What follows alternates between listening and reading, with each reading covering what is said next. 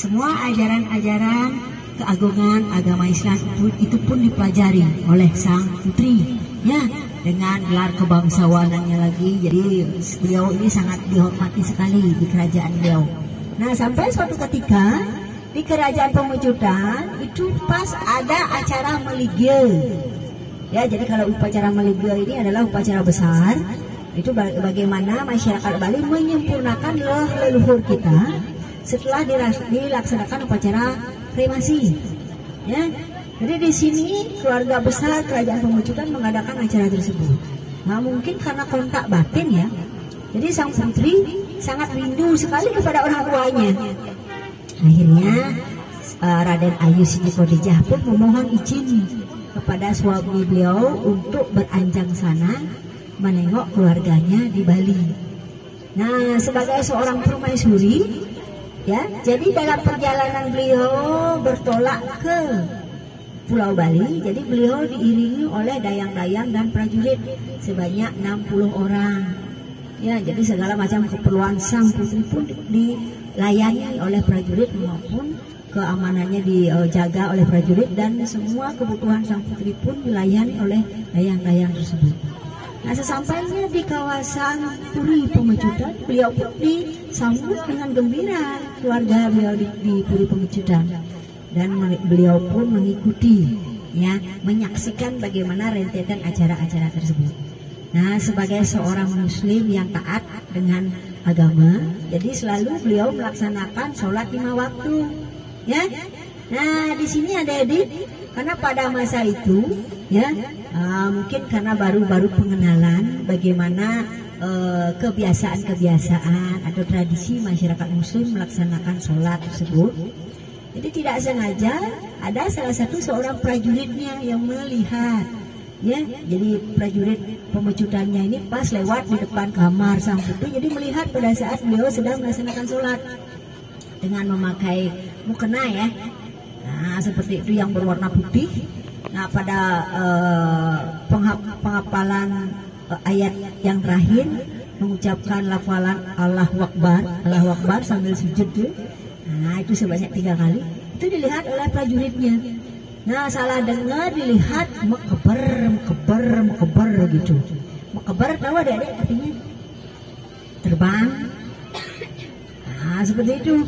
Nah, di sini prajuritnya karena salah paham dan tidak mengerti, jadi hal ini dilaporkan kepada Raja Pemecutan yang sedang sibuk melaksanakan kegiatan upacara meligya ini. Jadi melaporkan bahwa sang putri raja ini sedang menganut ilmu hitam.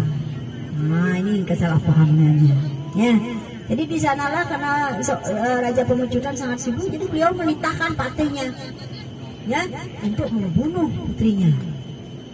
Nah, jadi di sini patihnya pun bingung, ya, karena beliau tahu sendiri bagaimana baiknya putri Gusti Ayu Rai pada saat beliau masih anak-anak dan sampai gadis.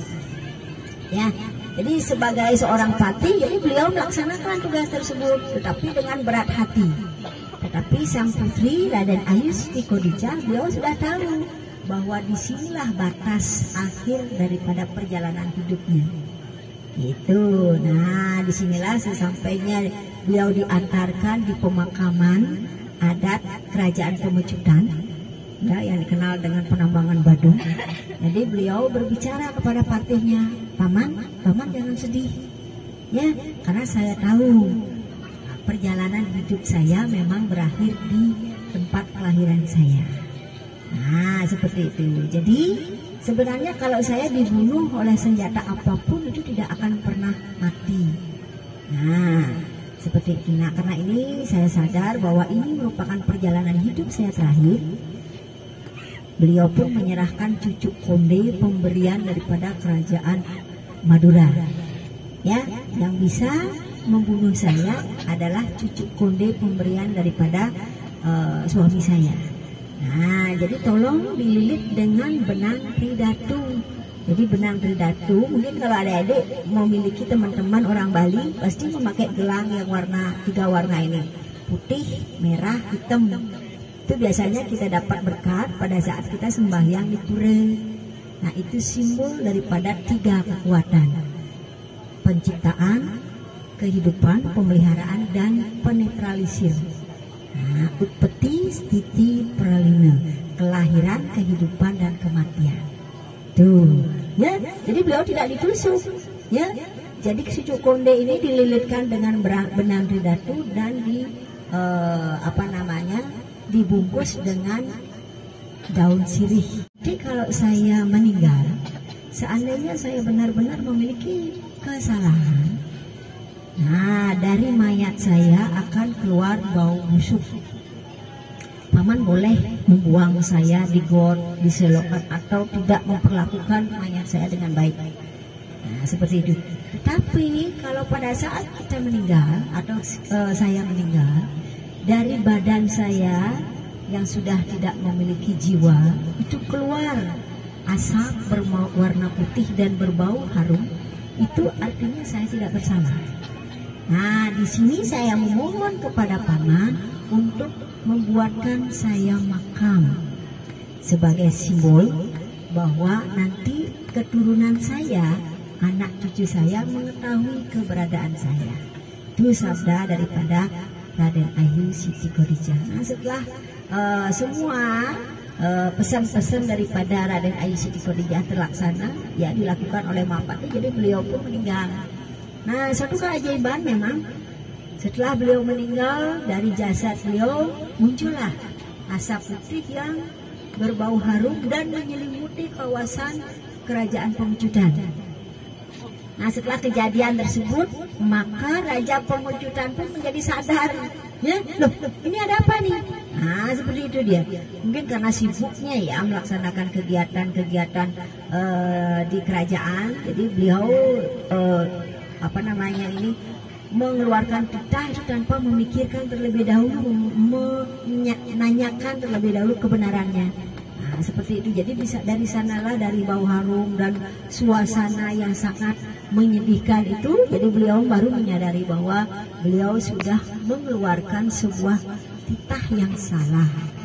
Nah, sebagai pesan terakhir daripada Raden Ayu Siti Khadijah setelah beliau wafat, apabila jasadnya itu berbau harum dan mengeluarkan asap putih, jadi di sanalah beliau dibuatkan sebuah makam keramat yang kita kenal seperti sekarang ini, ya. Jadi di sana terdapat dijaga oleh juru kuncinya.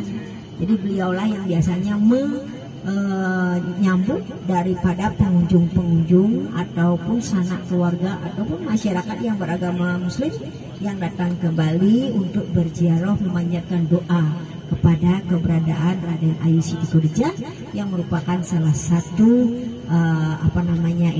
pencerah agama Islam di kawasan Denpasar Pulau Bali ini. Nah, seperti itu nih.